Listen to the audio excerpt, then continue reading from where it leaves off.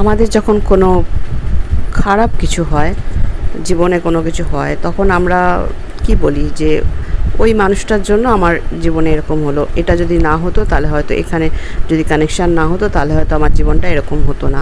কিন্তু সত্যিই কি তাই? কারোর জন্য কি আমাদের জীবনে কিছু ঘটে? তা কিন্তু নয়।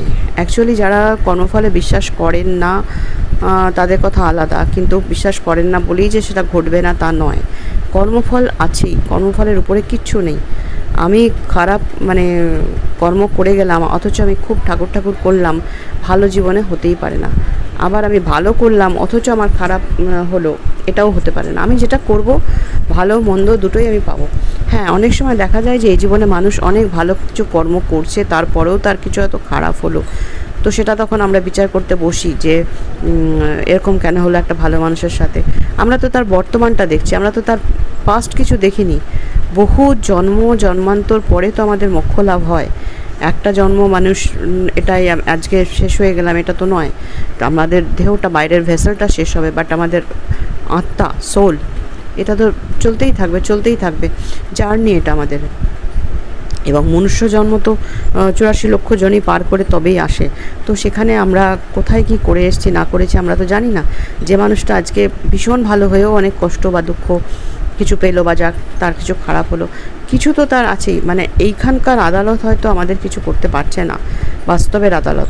আজকের দিনে কলিযুগে অনেক কিছুই ভুলভাল হচ্ছে, সঠিক বিচার নেই, সঠিক কিছু নেই। কিন্তু ওপরওয়ালার আদালত তো সঠিক, একদম সঠিক। সেখানে কি কোনো কিছু আমরা পার পাবো না। তাই জন্য বলা হয় না যে ভগবানের মার দুনিয়ার বার, ওখান থেকে মানুষ পার পায় না। সেটা এই জন্মে হোক, ও জন্মে হোক। ও জন্ম মানেটা কি? আমি হয়তো আজকে লাল জামা পরে আপনার থেকে টাকাটা ধার করলাম, কালকে আমি নীল জামা পরে নিলাম, তার মানে কি আমি আলাদা হয়ে গেলাম? তা তো নয়। টাকাটা আমিই ধার করেছি, আজকে লাল জামা, কালকে নীল জামা, পরশু সবুজ জামা হতেই পারে। তো আমাদের ভেসেলটা পাল্টে যেতে পারে, আমি অন্য নামে হয়ে যেতে পারি, কিন্তু আমার আত্মা সে একই রয়েছে।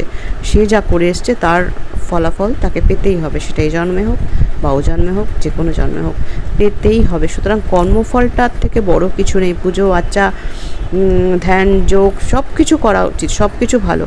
সবার উপরে হচ্ছে ভেবেচিন্তে কর্ম। আমাদের ভাবনাটাও কিন্তু কর্ম। আমরা যে কাজটাই করি না কেন, সেটা কিন্তু আগে আমরা মনে মনে ভাবি যে এটা করবো। আমি এখন রান্না করতে যাব, চট করে গিয়ে রান্নায় খুন্তিতে হাত দিই না। আমি আগে ভাবলাম যে এখন আমাকে রান্নাঘরে যেতে হবে। তো এরকম প্রত্যেকটা কাজে আমরা আগে ভেবে নিই। অতএব ভাবনাটা কিন্তু একটা বড় কর্ম। সেই ভাবনাটাকেও ভেবেচিন্তে ভাবতে হয়। মুখ দিয়ে কথা বলাটা একটা বড় কর্ম। আমি হয়তো কাজে করছি না, কিন্তু মুখ দিয়ে একটা বেফাস কথা বলে দিলাম, সেটাও একটা কর্ম।